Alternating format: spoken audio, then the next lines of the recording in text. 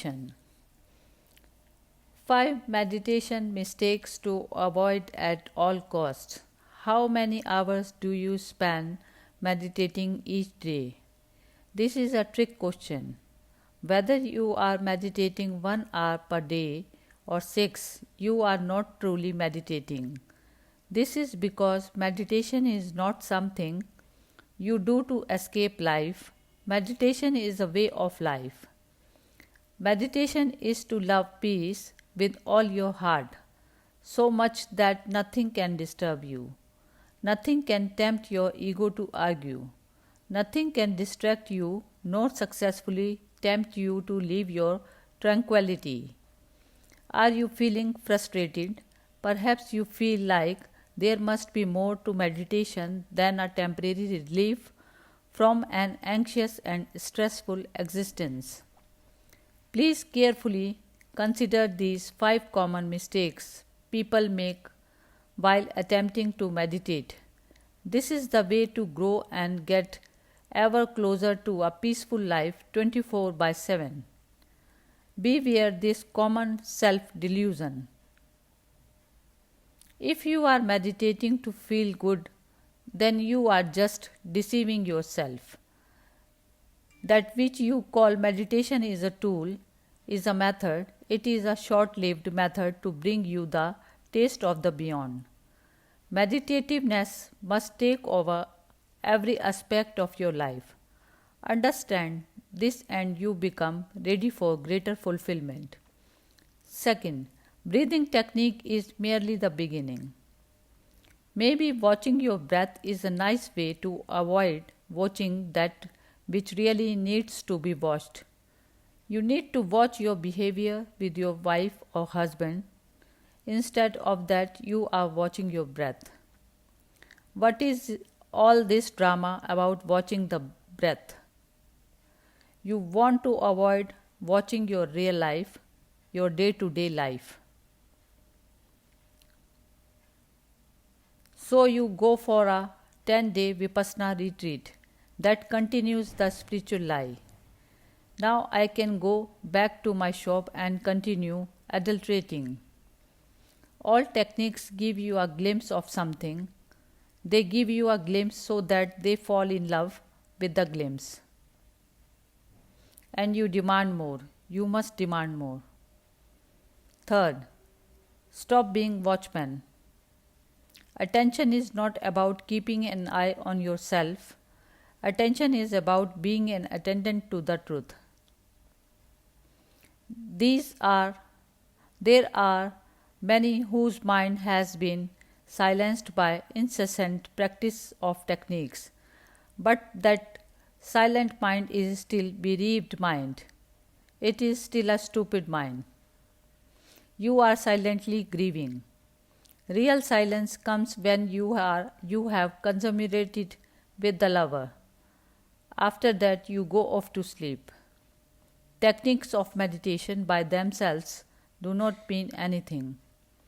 It is a thing of the heart. It cannot be cultivated. Attend to the love. That is attention. How to defeat distractions while meditating. 4.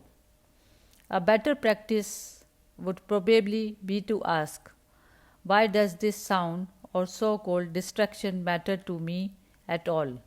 And why are a few sounds not significant to me? That's a question that will tell you something about the nature of your mind, your constitution of your inner prakriti, nature. And this knowledge helps. Ego that starts knowing itself doesn't remain charmed by itself for too long. A point might come when no sound matters so much to you that it pushes you to ask, from where is this sound? To whom is the sound? Because even asking these questions is a core, an unnecessary activity. If you keep respecting all the wrong things, how will you ever fall in love with restfulness?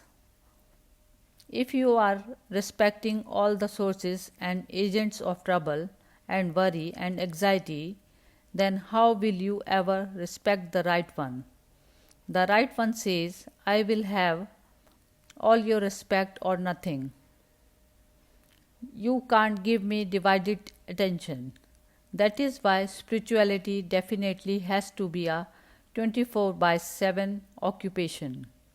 Fifth, meditation is not a way to withdraw from daily life. Mostly the kind of meditation that we practice is ornamental. It really doesn't address the core problem.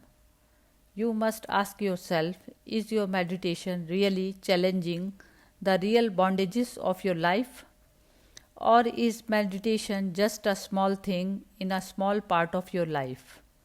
Very distant from, very removed from the part of your life where strong bondages actually exists. A lot of times what we call as spiritual practice exists just so that we don't have to address the real problem. Addressing the real problem requires guts and faith. And it's not as if we are so naive that we do not know what the real issue is, but we fail to summon the courage and the faith to take the bull by its horns. We would rather meditate. That is also why meditation has to be a constant and unending thing. It cannot be a 1 hour thing in the morning because one is being challenged 24 hours. Therefore, the right response to challenges meditation has to be continuous. Meditation is meant to rid man of his slavery.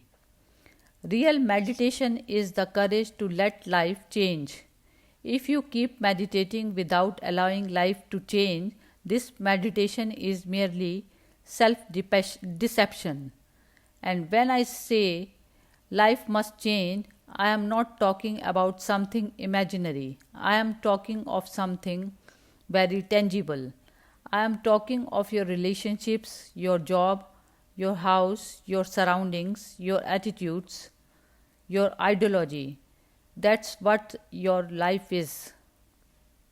If these things are not changing, if your relationship with your kids and your neighbors are not changing, if your dietary habits are not changing, if the way you spend money is not changing, if the way you look at the universe and the monkeys and the fish are not changing, of what point is meditation?